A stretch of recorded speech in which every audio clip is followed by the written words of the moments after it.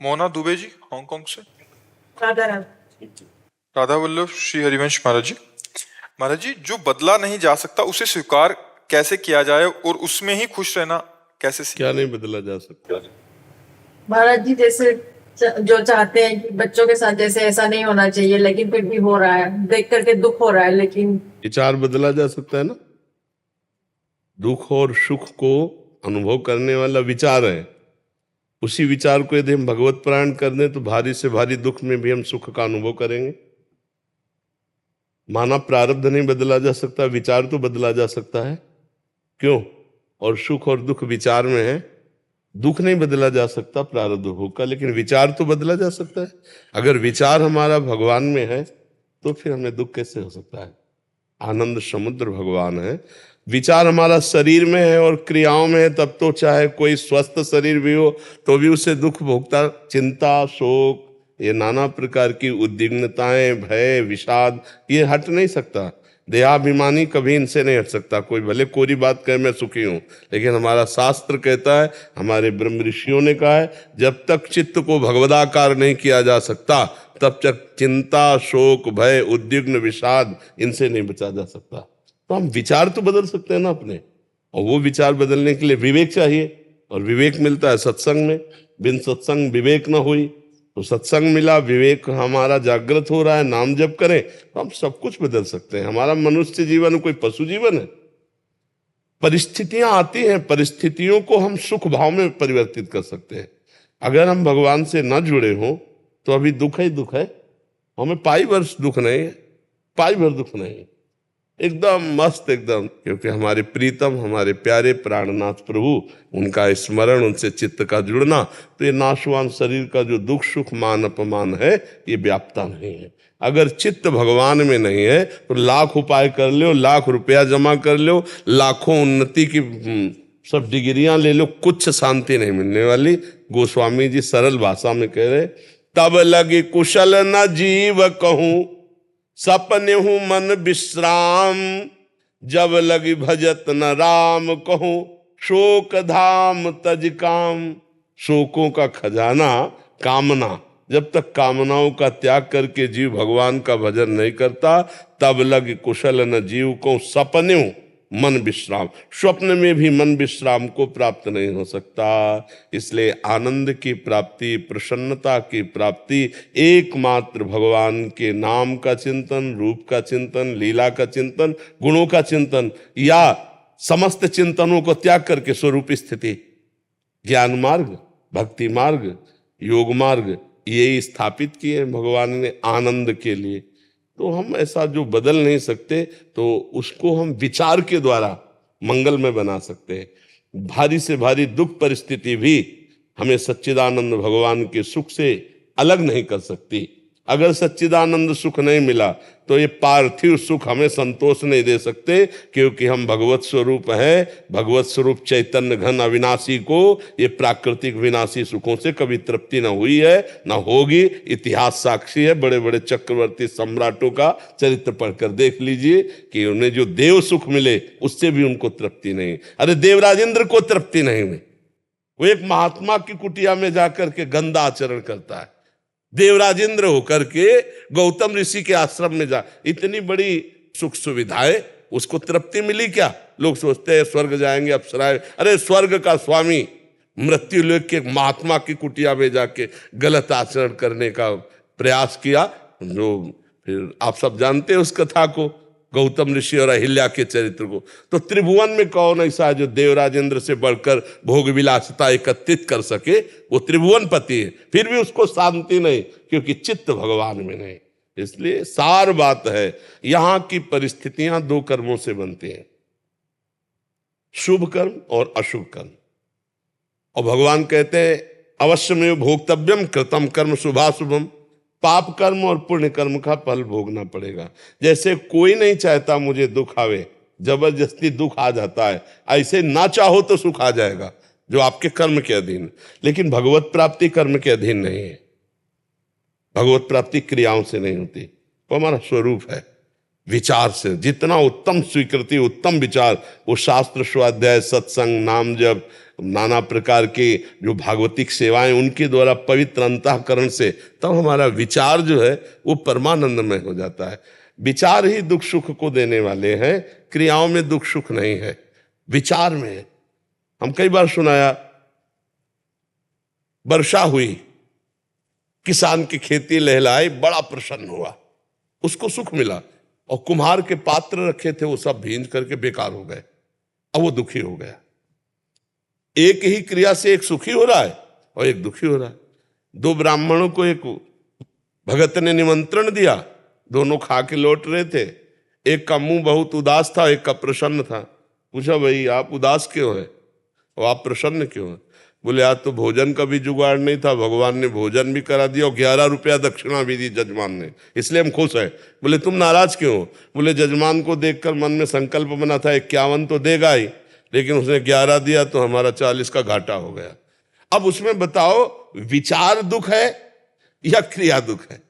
क्रिया तो दोनों को आनंद देने वाली हुई, एक विचार करके दुखी हो जाता है, एक विचार करके सुखी हो जाता है। अब जैसे हमारा कोई अपमान कर रहा है या हमारे सामने कोई विपत्ति आई है, हम कोई पशु छोड़िए, मनुष्य है, हम विचार के द्वारा वो संघर्ष करें, हम विचार के द्वारा उसको जीते कि हमारे किसी कर्म का फल आया है, हम थोड़ा शांत रहते हैं। जैसे रात अपने समय से व्यतीत होती है, दिन आ जाता है, ऐसे अपने समय से भोग कराकर विपत्ति भी चली जाएगी। जैसे सुख संपत्ति आती है, ऐसे विपत्ति आती है। हमारा मनुष्य जीवन दोनों को सहने के लिए, पर सहन करने की सामर्थ्य है अध्यात्मवान को, जो परमार्थ पे चल रहा है। अगर परमार्थ नहीं तो टूट जाएगा। देखो, लोग डिप्रेशन में मर रहे, डिप्रेशन में सड़ रहे हैं, क्यों? विचारहीन, विचारहीनता बढ़ती चली जा रही, नकारात्मक सोच, बस भय चिंता शोक। मनुष्य जीवन, तुम सच्चिदानंद भगवान के स्वरूप हो, अंश हो, कहाँ फंस गए? इसलिए उठो, सत्संग सुनो, नाम जप करो, शास्त्र स्वाध्याय करो, परोपकार करो। अभी देखो, सकारात्मक विचार आनंद प्रदान करने लगेंगे, नकारात्मक विचार ही दुख देते हैं। आप विचार करके बताओ, अगर आपका विचार सही है तो आप आनंदित हो, विचार नहीं तो आप सब कुछ होने पर भी निगेटिव सोच आपको जलाती रहेगी।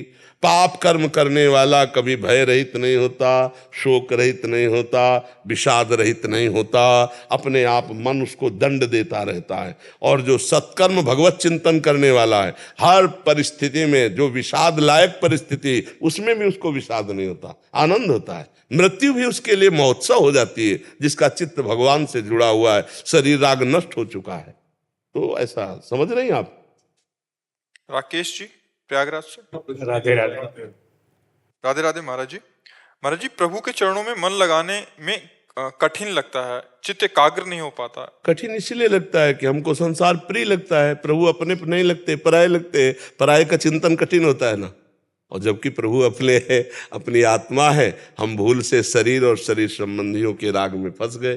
प्रभु का चिंतन तो तब बने ना, जब जननी जनक बंधु सुत दारा, तनु धन धाम सुहृद परिवारा, सबकी ममता ताग बटोरी, मम पद मनहि बांधि बर डोरी। अभी चिंतन, अखंड चिंतन, सबकी ममता, भाई ये बटोरना बड़ा कठिन है प्रभु।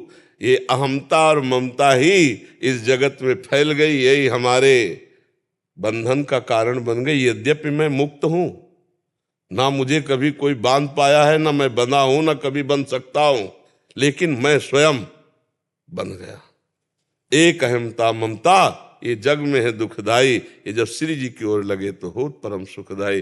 देखो भाई, शरीर राग और संबंधी राग, ये इतना दृढ़ सत्य प्रतीत हो रहा है। भगवान अपने प्राण प्यारे नहीं लगते, भगवान से प्रेम करने का मन नहीं होता, इसीलिए हमारे चिंतन हम लगाना चाहते हैं प्रभु में, तो भाग रहा है वहीं जहां जहां हमारा संबंध है। बिजली वहीं जाएगी जहां कनेक्शन है, तार है। मन वहीं जाएगा जहां संबंध है। संबंध दो प्रकार का होता है, एक रागात्मक, एक द्वेषात्मक। या तो किसी द्वेष का चिंतन होगा या किसी राग का, और उसमें वस्तु व्यक्ति स्थान होगा। अब हमारा प्रभु से कोई संबंध जो है उसका हमारे अंदर अस्तित्व ही नहीं रह गया, तो इसलिए प्रभु का चिंतन कठिन लग रहा है। संसार का चिंतन बहुत जोर का हो रहा है, बिना प्रयास के नहीं हो रहा है। शरीर का, संसार का, भोगों का, उसके लिए कोई चिंतन करना पड़ता है। आप देखो 3 घंटे अभी हम आपको भगवत चर्चा सुनावें तो आपका मन नहीं लगेगा, लेकिन 3 घंटे फिल्म देखो, भला मन भाग जाए तो हमें बता लो, क्योंकि वो प्रिय लग रही है, वो सत्य लग रही है। यद्यपि पूरी झूठी आप लोग भी जानते हैं, ऐसे संपूर्ण संसार झूठा ये महर्षि जन जानते हैं, विद्वत जन जानते हैं, भगवान को प्राप्त महात्मा जन जानते हैं। भगवान शिव कह रहे हैं, उमा कहूँ मैं अनुभव अपना, सत हरि भजन जगत सब सपना। भला सपने का व्यक्ति, वस्तु, स्थान कैसे प्यारा लग सकता है, लेकिन जो स्वप्न में है उसे नहीं लगता है कि स्वप्न का है। जगे हुए पुरुष को स्वप्न झूठा लगता है। अभी अपने लोग मोह निद्रा में सो रहे, इसलिए पति पत्नी, पुत्र, परिवार, रिश्ता नाता, बैंक बैलेंस, मान प्रतिष्ठा, ये सब स्वाप्निक है। अभी शरीर छूटे कुछ नहीं आपका, तो जागना पड़ेगा भाई। सबकी ममता हटाकर भगवान के चरणों में रखनी पड़ेगी। उसके लिए शास्त्र स्वाध्याय करो, सत्संग करो, नाम जप करो, और जो कुछ कमाई कर रहे हो उससे थोड़ा निकाल करके पशु पक्षी, गऊ, संत महात्मा, किसी की सेवा में लगा दो। उससे तुम्हारी बुद्धि शुद्ध होगी, क्योंकि शरीर से अपराध बनते हैं, वाणी से अपराध बनते हैं, मन से अपराध बनते हैं। हमें तीनों को पवित्र करना है। जैसे कोई वयोवृद्ध है, उसकी शरीर से सेवा कर दो। कोई किसी का एक्सीडेंट हो गया है, कोई पशु पक्षी ऐसे कष्ट में, शरीर से सेवा, तुम्हारा शरीर निष्पाप होगा। धन से सेवा कर दो। ऐसी जगह, वास्तविक जगह पात्रता देखी जाती है धन की। अब जैसे कोई बीमार है, अब औषधि के लिए उसे पर्याप्त पैसे नहीं, और आपको पता है, तो गुप्त रूप से जाकर उसको, भैया ये औषधि मिला, तो उससे क्या होगा कि तुम्हारा मन, धन, तन पवित्र, और पवित्र भगवान परम पवित्र हैं। निर्मलता ही भगवान की प्राप्ति का उपाय है। निर्मल मन जन सो मोहि पावा। तो ये मल वासना कामना जितनी है ना, ये सब नाम जप से, सत्संग से, शास्त्र स्वाध्याय से और परोपकार से। आज हमारा समाज परोपकार नहीं, स्वसुख वांछा राक्षसी भाव से युक्त होता जा रहा है। तभी देखो कैसी घटनाएं सुनने को मिलती हैं। एक भाई दूसरे भाई को मार दिया, और नए नए बच्चे ऐसे ऐसी घटनाएं कर रहे हैं, ऐसे ऐसे, मतलब जो बहुत ही निषेध है। उसमें क्या हुआ, आसुरी भाव आ गया। आसुरी भाव किसे कहते हैं? सुख लेने की भावना। सुख लेने की भावना इतनी बढ़ गई है कि देखो जवान जवान बच्चे हैं ना, ऐसे जंजीर पकड़े खींचे, वो मरे या जिए, वो मात्र 40,000 30,000 की सोने की जंजीर होगी, और वो घसीट के, ये सुख वांछा।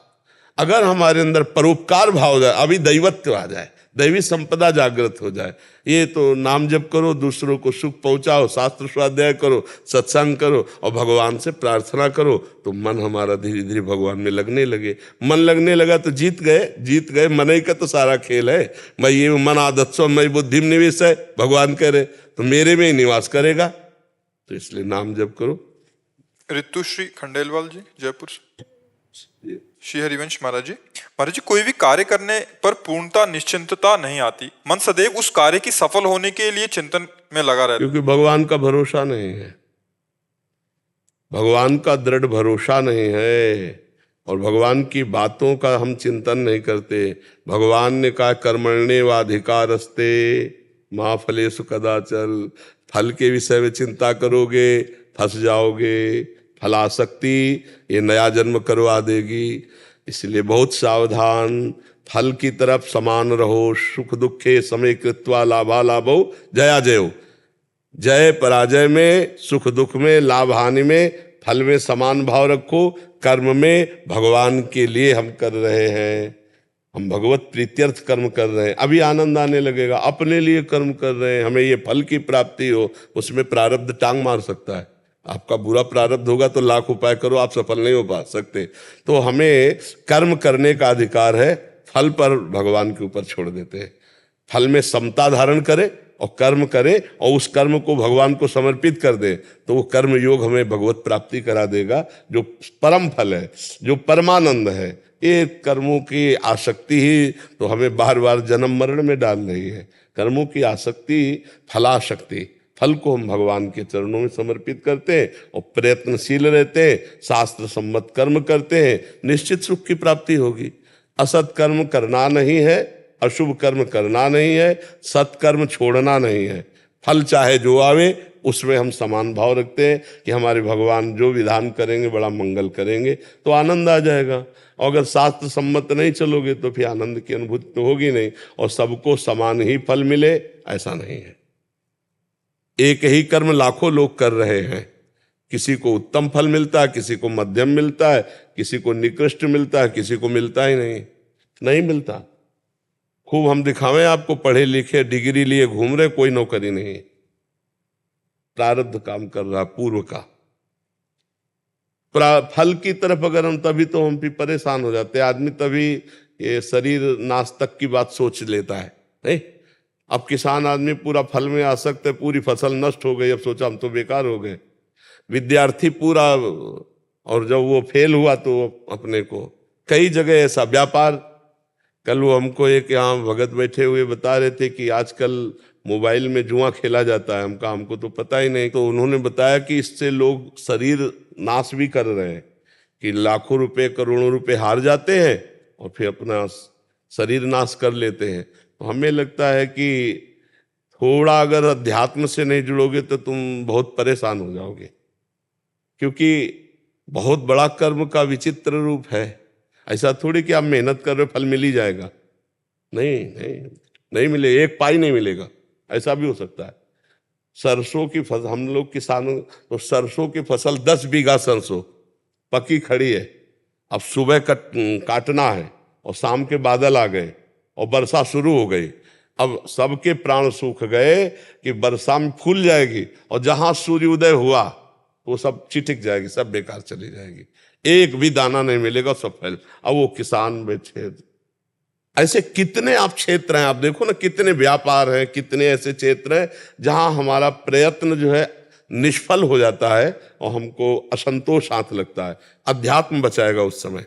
अगर अध्यात्म से नहीं जुड़े, भगवान से नहीं जुड़े, तो ये जो घटनाएं सुनने को मिलती है कि विद्यार्थी ने शरीर पूरा कर दिया, या किसी किसान ने शरीर पूरा कर दिया, या किसी व्यापारी ने, कई तरह से ऐसे असंतोष प्रकट हो जाते हैं।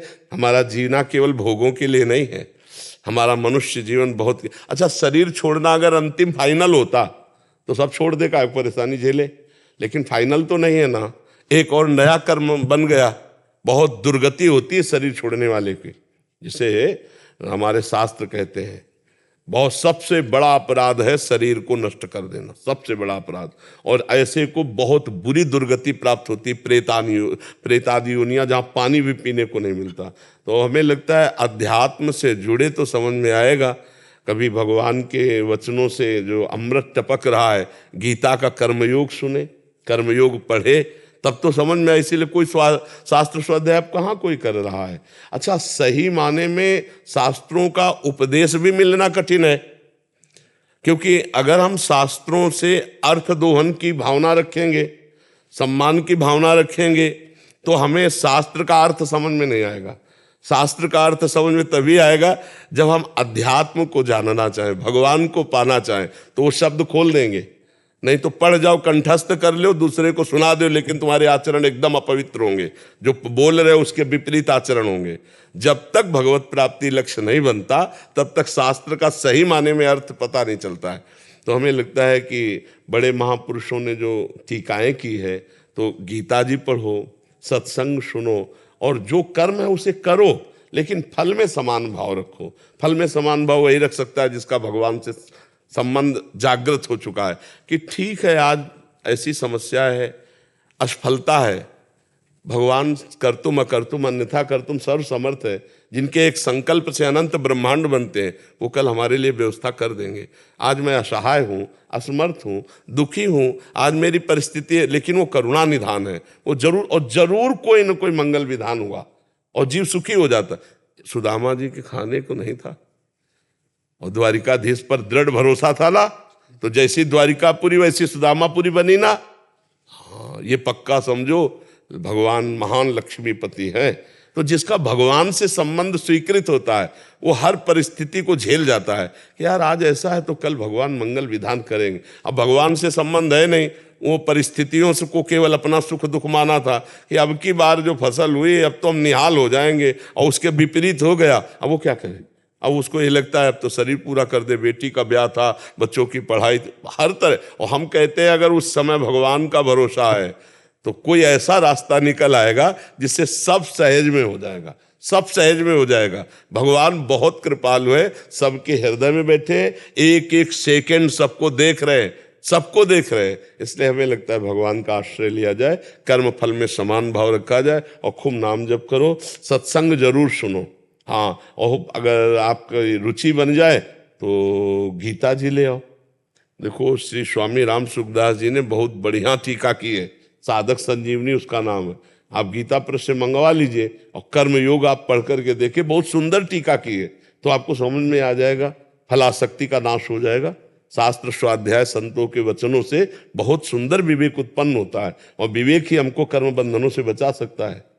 जी ने टीका लिया तो है, आपने बताया था 2-4 पहले एकांतिक में, लेकिन अभी समझ नहीं आ रहा है। आप समझ कैसे है कि बुद्धि अपवित्र है तो कैसे। और उसकी टीका को कुछ समय पहले हमने थोड़ा सा सत्संग किया है, 1-2 महीना तो उसमें किया है, वो सुनो, वो समझ में आ जाएगा, क्योंकि वो हम अपनी भाषा में बोलते हैं ना, जैसे गांव की भाषा में, वो सहज भाषा में समझ में आ जाएगा। उसके समझने के लिए बच्चा बताया ना, जब तक भगवान से अपना संबंध स्वीकृत नहीं होगा, भगवत प्राप्ति लक्ष्य नहीं होगा, तब तो ऊपर से निकल जाएगा, सब समझ में ले आएगा। नहीं ना, ऐसे समझ जाता है ना। हाँ, उसके लिए विद्वता नहीं चाहिए, उसके लिए अंदर का भाव चाहिए। पढ़ते रहो, सुनते रहो, नाम जप करते रहो, समझ में आने लगेगा। और सही समझ तो तब होती जब भगवान समझाते हैं। सोई जाने जे देव जलाई और जानत तुम्हें।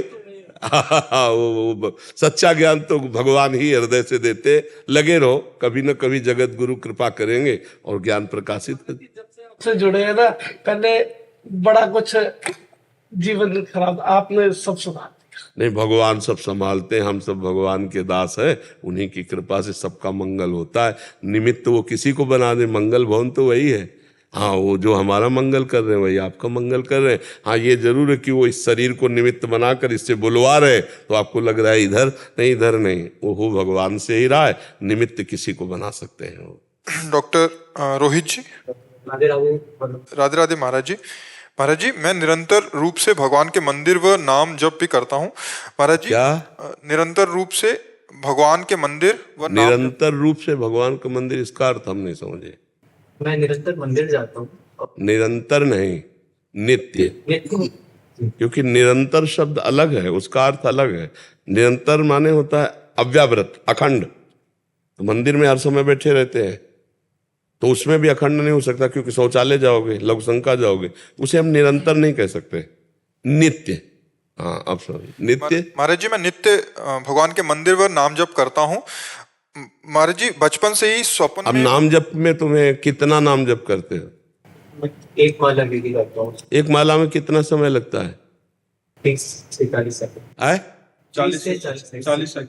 अरे यार, 24 मिनट तो कम से कम दो 24 घंटे में। बेईमानी क्यों करते हो?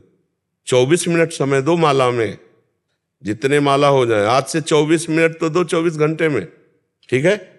पक्का 24 मिनट नाम जप करोगे, जितने माला हो जाए।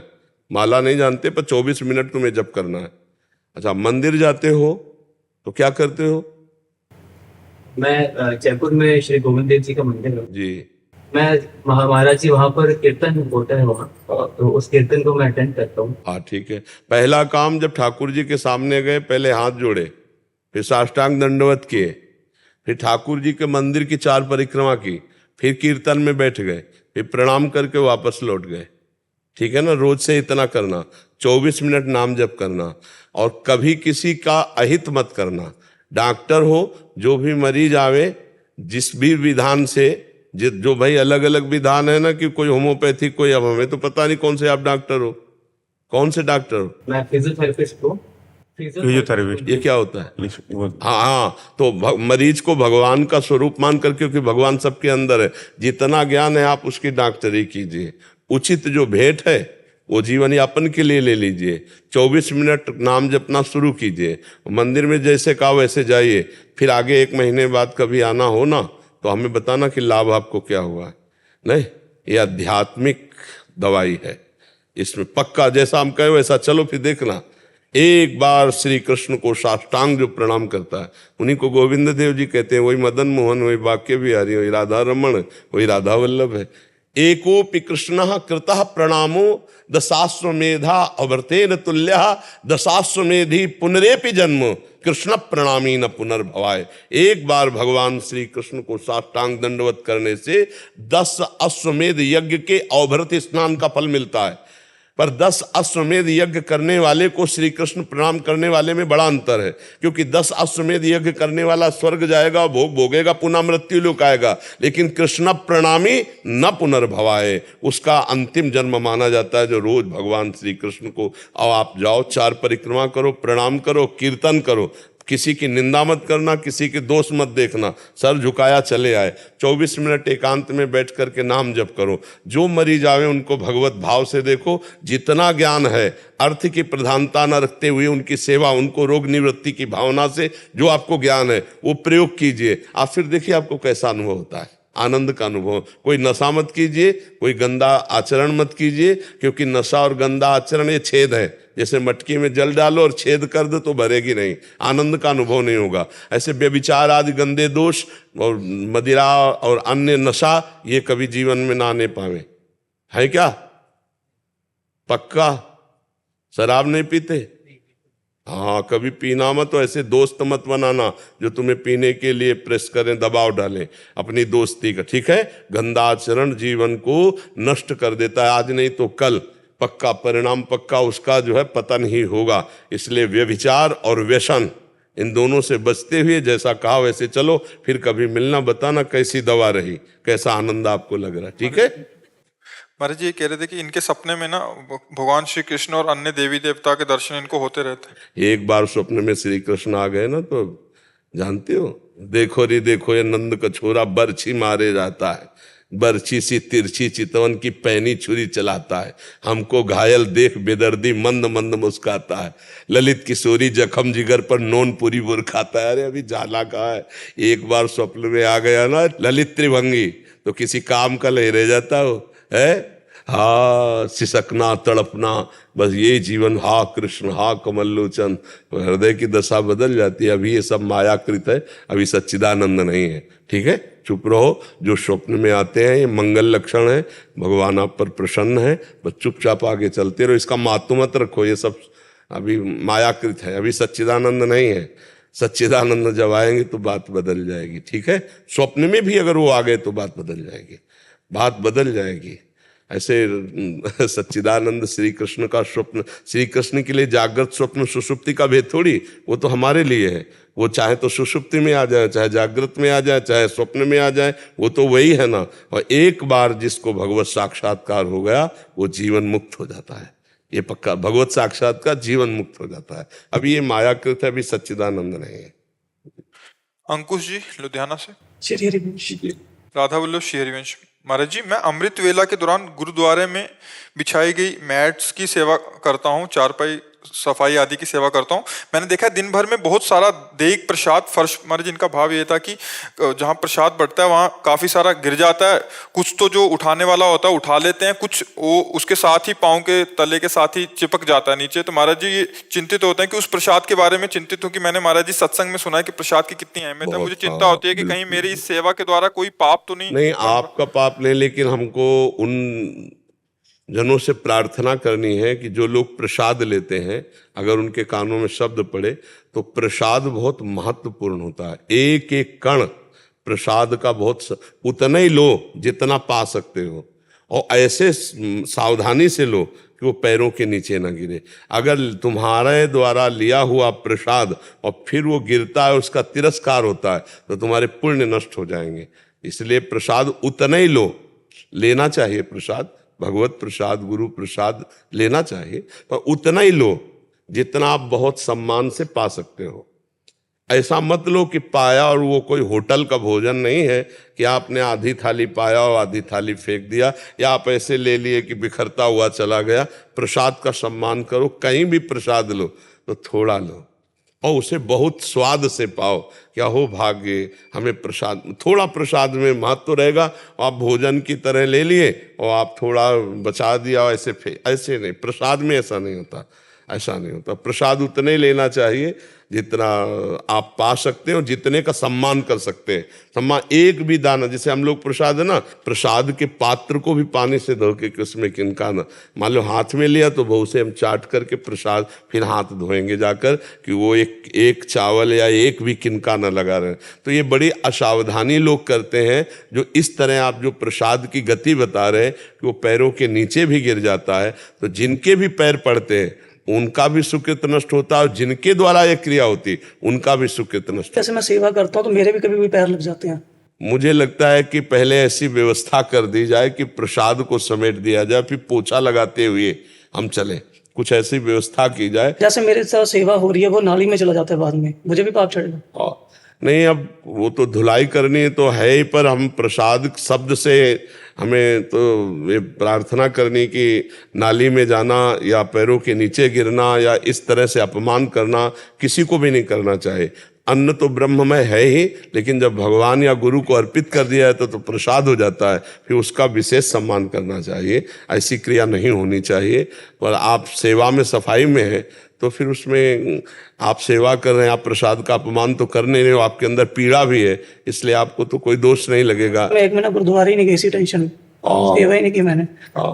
नहीं, आप सेवा तो कीजिए, पर हमारी प्रार्थना अगर जिन जिनके कान में पहुंचे कि प्रसाद का सम्मान किया जाए। प्रसाद के अपमान से सारे पुण्य नष्ट हो जाते हैं। प्रसाद उतना ही लिया जाए जितना हम अपने अपमान ना होने पावे हम उसे पा सके।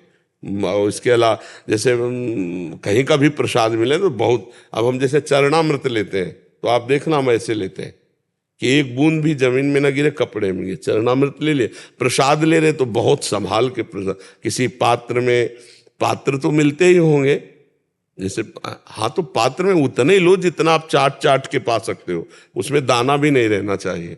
प्रसाद की महिमा यही है ना, गुरु प्रसाद मिला है गुरुद्वारे से, अहो भाग्य, तो आप उसको ऐसे पाइए कि प्रसाद की महिमा की तरह चाट करके कि कहीं दाना ना रह जाए। और फिर पात्र जहाँ रखे जाते हैं वहाँ उसको, तो ये गिरना और पैरों के नीचे आना, नाली में जाना, ये तो कई लोग ऐसे हैं, मतलब अंदर से प्रसाद लेते हैं, बाहर रख जाते हैं। अरे तो भारी अपमान है। बिल्कुल ऐसे भले मत ले, हाथ जोड़ दो।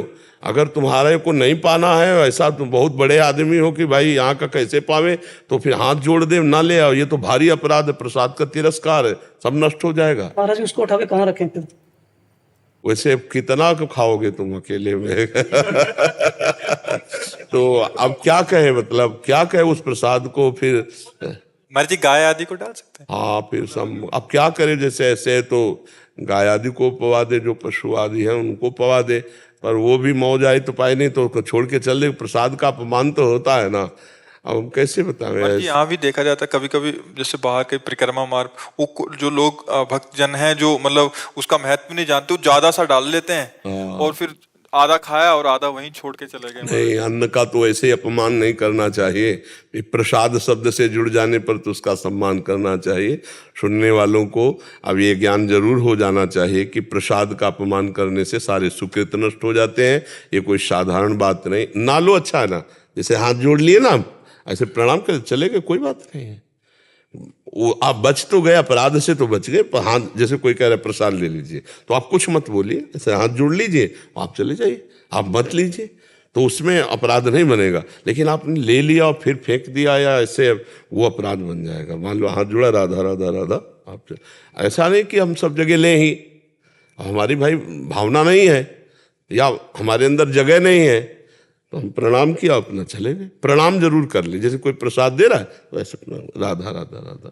जबरदस्ती कोई घेर रहा, कुछ नहीं बोलना कि मुझे नहीं लेना, मुझे भूख नहीं, कुछ नहीं बोलना, बस राधा राधा राधा, बस चल जाइए, बहुत अच्छी बात है। और अगर ले तो फिर अब उसको फिर पाए, फिर ऐसा नहीं कि आप छोड़ दिए। और ऐसे कई जगह से वो अपमान, अन्न है और फिर प्रसाद है तो फिर अपराध होता है, ऐसा नहीं करना। जैसे हमने कई बार तो मना भी किया है कि आप परिक्रमा लगा रहे हो, कोई पुण्य भाव से बांट रहा है, तो तुम भी तो गृहस्थ हो, क्यों ले रहे हो? वो बांट रहा है, जिनको लेना ले, वो ले रहे हो, बिहारी जी का प्रसाद, जय राधे, अपना निकल गए। वो प्रक्रिया तो हमने बताई ना कि ऐसे करो, बन निकल जाओ, सर झुका, कोई अपराध नहीं लगेगा। हाँ, ऐसे। महाराज जी आगे सेवा कैसे करूं फिर? वो सेवा करो, सेवा में तो त्रुटि नहीं है। सेवा में आपको प्रसाद का मान करते हैं तो गुरुद्वारे की तो सेवा करनी ही चाहिए। भगवान के मंदिर में है, गुरुद्वारे में तो सेवा करना ये तो बहुत सौभाग्य का विषय होता है। जिसको गुरुद्वारे की सेवा मिले, मंदिर सेवा मिले, संत सेवा मिले, ये तो बड़े भाग्य का विषय है। करमवीर जी चंडीगढ़ से। श्री हरिवंश। राधा वल्लभ श्री हरिवंश महाराज जी, आपके चरणों में कोटि कोटि प्रणाम। महाराज जी, जब हम अपने सत्कर्म, नाम जप एवं मंत्र जप किसी जीवात्मा के कल्याण के लिए श्री जी के चरणों में समर्पित करते हैं तो हमें ये कैसे पता चलेगा कि श्री जी ने उसे स्वीकार कर लिया है? विश्वास करना पड़ेगा, इसमें विश्वास करना पड़ेगा। आप सिद्ध पुरुष होता है तो उसे संकेत हो जाता है। अब आप पार्थिव शरीर में आसक्त हैं और ये जो क्रिया है भागवती क्रिया है। ये पहुंचती भी तभी पहले हम श्री जी को समर्पित करते हैं, फिर उस जीवात्मा के लिए भाव करते हैं। श्री जी को समर्पित करने का मतलब सरकारी बैंक में गया और फिर वहां से उसको ट्रांसफर होगा। यदि वो कहीं जन्म ले चुका है तो आपका भजन, आपका पुण्य उसके सुख संविधान को बनाएगा और दुख दुविधा को मिटाएगा जहां भी उसका जन्म हुआ है। पर वो आपको पता नहीं चलेगा, क्योंकि अपने लोगों की जब देहात्म भाव बुद्धि हो जाती है ना तो विस्मरण बहुत जोर का होता है। इसमें माया विस्मृत कराती है। जैसे हम पूछे परसों शाम को आपने क्या खाया, तो अपने को बहुत सोचना पड़ेगा। मात्र परसों की बात है, सोचना पड़ेगा। तो देखो इतना विस्मरण जोर का है कि माँ के गर्भ में अभी अपने लोग रहे हैं 9 महीने, लेकिन बिल्कुल पाई भर ज्ञान नहीं है हमको। माँ के गर्भ में रहे ऐसा कोई ज्ञान नहीं है। नहीं, हाँ, मतलब इतना विस्मरण जोर का है देहात्म भाव में कि हमको महीना भर की अगर हमें दिनचर्या को पीछे में तो हम नहीं बता पाएंगे, नहीं बता पाएंगे ना। मतलब इतना जोर का विस्मरण माया फैलाए है कि 1-2 दिन की बातों का विस्मरण हो जाता है। तो हमारी बौद्धिक शक्ति बहुत कमजोर है।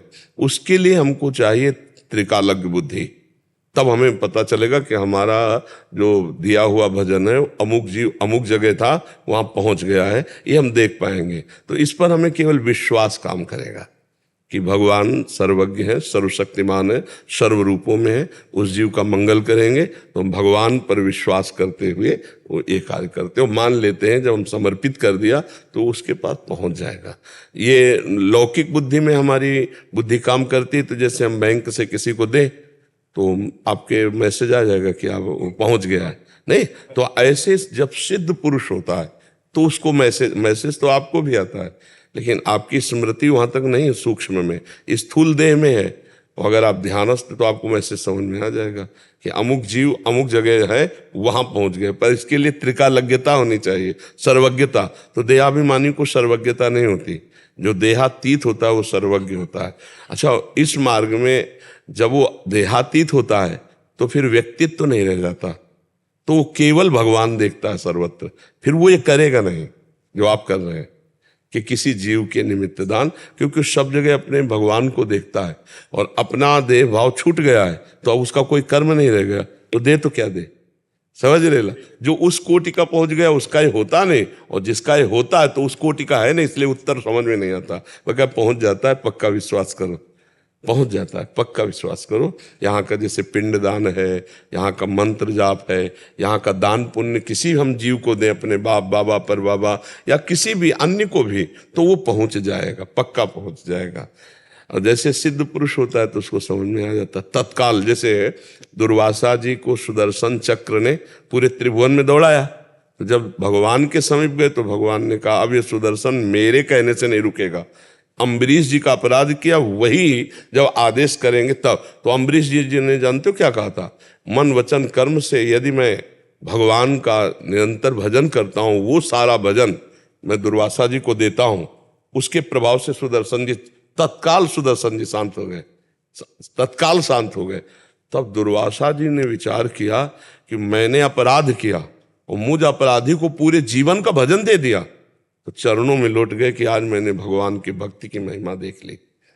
तुम चाहते तो मुझे नष्ट कर सकते थे, लेकिन तुमने अपना पूरा भजन मुझे दे दिया मेरी रक्षा के लिए, तो आज मैंने हरि के भक्तों के मान। वहां दोनों सिद्ध है, एक प्रेम भक्ति में सिद्ध है और एक तपस्या में सिद्ध है, तो दोनों को पता चल रहा है। अपने लोग अभी स्थिति नहीं है, पर विश्वास करते हैं कि दूसरे के प्रति जो किया हुआ कर्म है वो उसको प्राप्त हो जाता है। सत्कर्म जो दान किया जाता है वो उसको प्राप्त हो जाता है। और यहाँ तक कि असत्कर्म भी, जैसे आप अपने भजन का प्रयोग किसी को मारने के लिए, तो मारण होता है ना, मारण कृत्या उत्पन्न कर देना, तो वो भी अपना प्रभाव दिखाएगी। अगर मंत्र बल जोर का है तो देखो द्वारिका कृत्या पहुंच गई थी काशी से, सुदक्षिण नाम का जो राजकुमार था, उसके पिता को भगवान ने सुदर्शन चक्र से मारा था काशी के, तो उसने भगवान पर कृत्या का अनुष्ठान किया काशी विश्वनाथ जी से, ब्राह्मणों को बैठाल कर मारण का। तो जब कृत्या पहुंची तो सब द्वारिका के जन भयभीत हो, भगवान ने सुदर्शन चक्र से कृत्या को भस्म किया और जितने वहां थे सबका नाश हो गया। क्योंकि भगवान या भगवान के भक्त का कोई अमंगल चाहे, भला कैसे आकाश में थूकोगे तुम्हारे मुंह पे आएगा लौट के, तो ऐसे तो जब ये अमंगल कर्म भी अपना प्रभाव दिखा देते, तो मंगल में भगवान या भजन या दान या पुण्य ये क्यों अपना प्रभाव नहीं दिखाएंगे? दिखाएंगे, पक्का दिखाएंगे, पर वो आपको नहीं समझ में आएगा।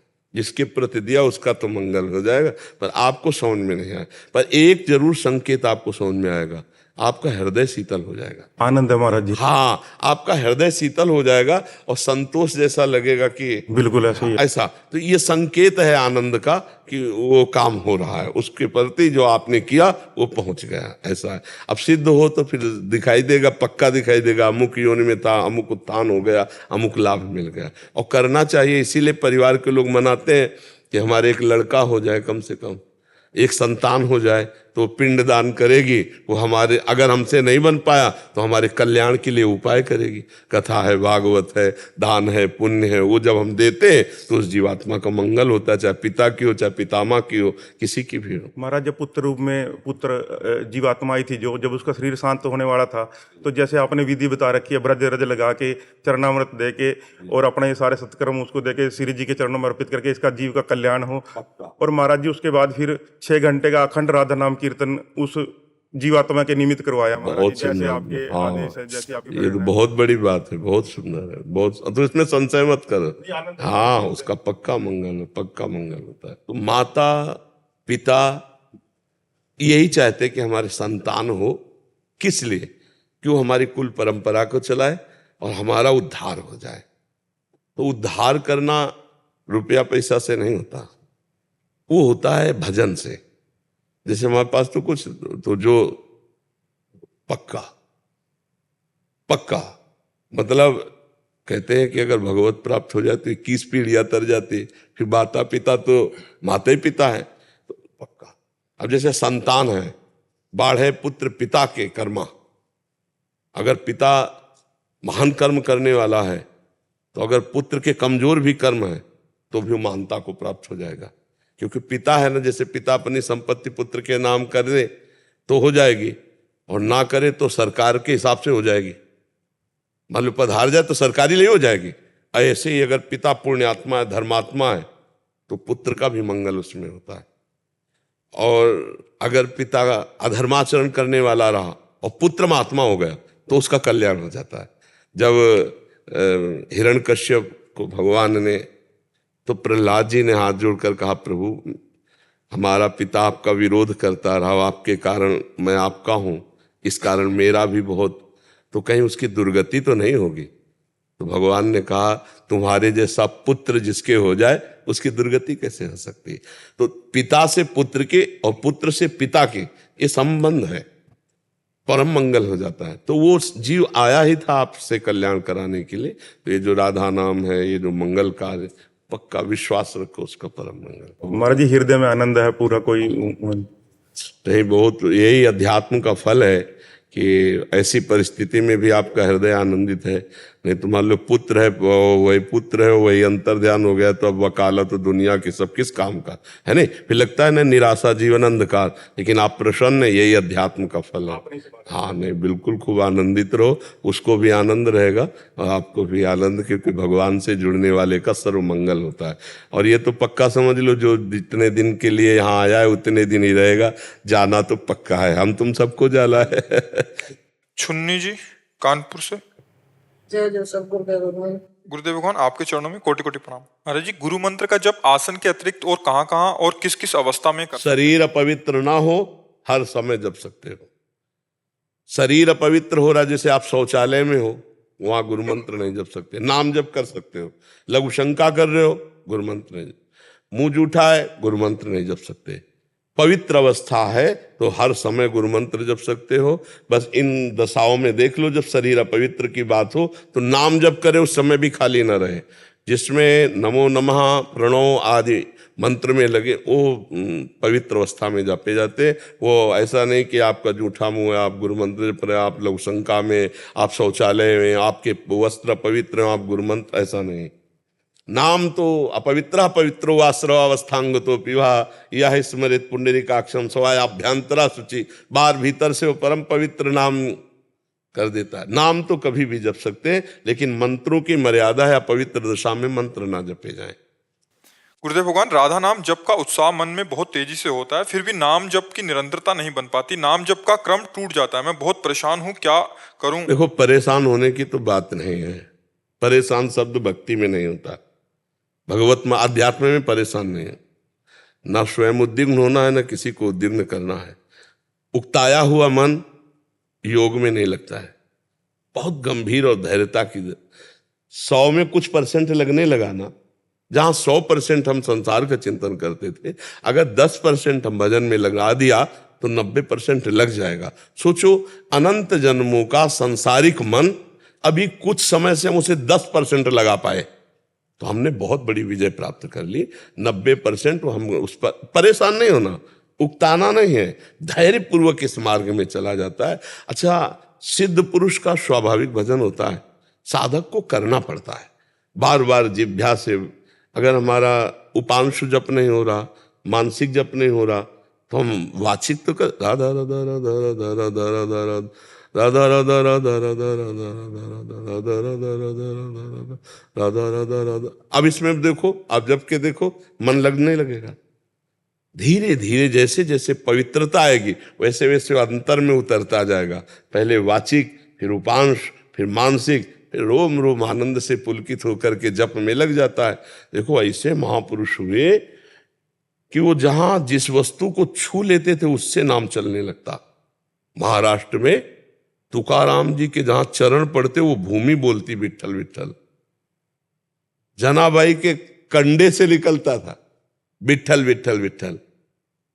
ऐसे से भगत हुए कि वो पार्थिव वस्तुओं को छू देते तो उनसे नाम चलने लगता। और हमारी जबान से नाम नहीं चल रहा, हम अभ्यास करें। अभ्यास योग युक्तेन चेतसा नान्यगामिना। यदि हम अपना चित्त बार बार भगवान में लगाएं तो भगवान देखते हैं कि हमारे में मन लगाना चाहता है, तो कृपा कर देते हैं। तो मन आवरण विक्षेप रहित होकर भगवान में लग जाता है। हम उबे नहीं। पहली बात तो परमार्थ में परेशानी शब्द मत बोलो, नहीं तो ये ठीक नहीं लगता। परेशानी नहीं भाई, हम आनंद में प्रभु का चिंतन करना चाहते हैं, मन विषयों में जा रहा है तो हम बार बार उसको हटा करके लगा रहे, इसमें परेशानी क्या है? ये तो आनंद का विषय है। जैसे कोई कुश्ती लड़ने वाला होता है, उसको जोड़ का पहलवान मिलता है तो उसको अच्छा लगता है कि अब हमारी थोड़ी वर्जिश हो जाएगी और थोड़ा अच्छा लगेगा लड़ने में। तो अच्छा जोड़ मिल गया है हमें, हम भगवान के अंश हैं और मन भी भगवत स्वरूप है। इंद्रियाणाम मनश्चास्मि, भगवान ने कहा इंद्रियों में मैं मन हूं, तो मन भी भगवत स्वरूप है और हम भी भगवत स्वरूप है। ये जाएगा भाग के, हम बार बार इसको हटाकर लक्ष्य में लाएंगे। ये जहां जहां भाग के जाएगा वहां वहां हम भगवत स्वरूप का चिंतन करेंगे। जब सृष्टि नहीं थी तब भगवान, जब सृष्टि नहीं रहेगी तब भगवान, तो बीच में जो कुछ है तब वासुदेवा सर्वम। कहाँ जाएगा मन? हम उसको घेर के लाते, जहां जाए वहां भगवान का चिंतन कराना, ये भी भगवान है। ऐसा न कर पाओ तो जहां जाए वहां से हटा के नाम में बार बार लगाना। आप देखो, कुछ आप विजय हासिल कर लिए, कुछ तो लगने लगा ना, तो अब हम पूरी विजय हासिल करने के लिए उत्साह संपन्न रहे। हाँ, समुत्कंठा नाम गाने सदा रुचि, उत्साह के साथ भगवान का नाम जपना। परेशान होना यार, ये अध्यात्म तो नहीं है। परेशानी, बोझा मानना, घबरा जाना, निराश हो जाना, ये अध्यात्म नहीं है। अध्यात्म में निराशा शब्द नहीं है, अध्यात्म में भय शब्द नहीं है, अध्यात्म में चिंता शोक शब्द नहीं। हम आनंद के मार्ग में चल रहे हैं। अच्छा, अभी हमारे प्राण छूट जाए तो हमें भगवत प्राप्ति हो जाएगी। क्यों? क्योंकि हम प्रयास कर रहे हैं भगवान के नाम जपने का। हमारा चिंतन तो है कि मैं नाम जप करूं। भगवान बहुत करुणा में है, इतने मात्र से संबंध भगवान स्वीकार किए हुए हैं। वो कह रहे ममैवांशो, तू मेरा अंश है। बस भगवान के हो के भगवान के सुमिरन का हम प्रयास करें, इसी से हमें भगवान की कृपा की प्राप्ति हो जाएगी। और निराश तो होना ही नहीं। अगर कुछ परसेंट लग गया, दवा काम करने लगे, कुछ परसेंट तो विश्वास रखो जड़ से रोग नष्ट हो जाएगा। और गोस्वामी जी कह रहे हैं कि जा सुनाम भव भेषज हरनि घोर त्रयशूल, तीनों तापों का नाश करने के लिए रामबाण औषधि भगवान का नाम है। पूरे हम जीवन की बात कहते हैं, शास्त्रों का सब स्वाध्याय, संतों का संग। जिसने नाम पकड़ लिया भव समुद्र से पार हो गया। इधर उधर मत भटको, भगवान का नाम ही समस्त पापों का नाश करके भगवत प्राप्ति कराने में समर्थ है। जो गुरु ने मंत्र नाम दिया है वो जपो, अगर गुरु नहीं मिले तो जो मन भावे सो भगवान का नाम जप करो, व्यर्थ नहीं जाएगा, वो भगवत प्राप्ति करा के रहेगा। नाम कभी व्यर्थ नहीं हो सकता। अविनाशी सच्चिदानंद भगवान का नाम भगवान की प्राप्ति। जितने सिद्ध संत हुए सब जप से हुए हैं, भगवान के चिंतन से हुए हैं। चाहे प्रणव नाम जप करो तो भगवान का है, चाहे रामकृष्ण हरि जपो, राधा जपो, सब भगवान के नाम है। राधा राधा राधा